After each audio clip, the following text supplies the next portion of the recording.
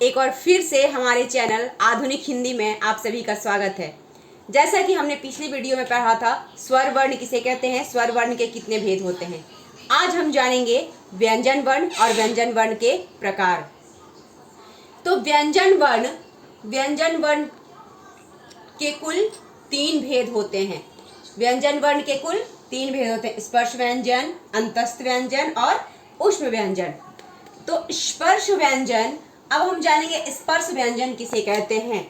तो स्पर्श व्यंजन जिसमें हमारा जीव कहीं ना कहीं स्पर्श होता है, चाहे तालु में स्पर्श हो, दंत में स्पर्श हो, ओष्ठ का आपस में स्पर्श हो, कहीं ना कहीं स्पर्श होता है, इसीलिए हम उसे स्पर्श व्यंजन कहते हैं। अब स्पर्श व्यंजन की संख्या, स्पर्श व्यंजन की कुल संख्या 25 है। जैसे क वर्ग,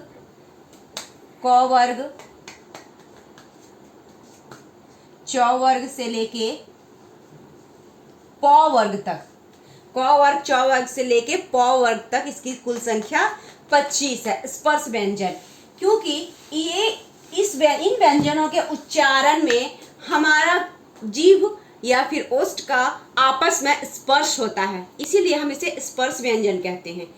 अब है अंतस्थ व्यंजन।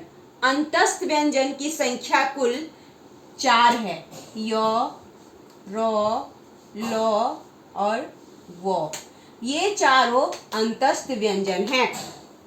य, र, ल, व ये 4 अंतस्थ व्यंजन है। इससे बोलने में हमारे मुख से जो वायु निकलता है ये हम अंदर की ओर जाता है। य, र, ल और व, ये चारों जब हम उच्चारण करते हैं तो इसमें हमारे मुख से वायु बाहर की ओर नहीं निकलता है, बल्कि अंदर की ओर जाता है। तो ये इस चारों को हम अंतस्थ व्यंजन कहते हैं।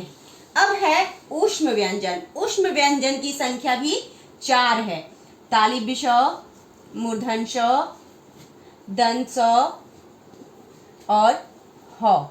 ऊष्म व्यंजन की भी संख्या 4 है।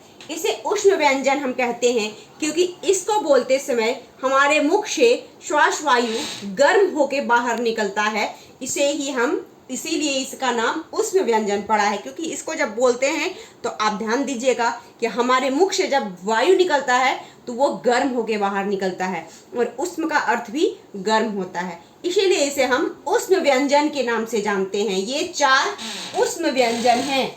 इसके अलावा भी 4 और हैं जिसे हम संयुक्त व्यंजन के नाम से जानते हैं। वो 4 संयुक्त व्यंजन है अक्ष, त्र, ज्ञ और स्र। ये चारों संयुक्त व्यंजन है। ये संयुक्त व्यंजन है क्योंकि ये 2 व्यंजनों के मेल से बना है। ये क और मूर्धन्य श से अक्ष बनता है, त और र से त्र बनता है, ज और य से ज्ञ बनता है और श और र से श्र बनता है।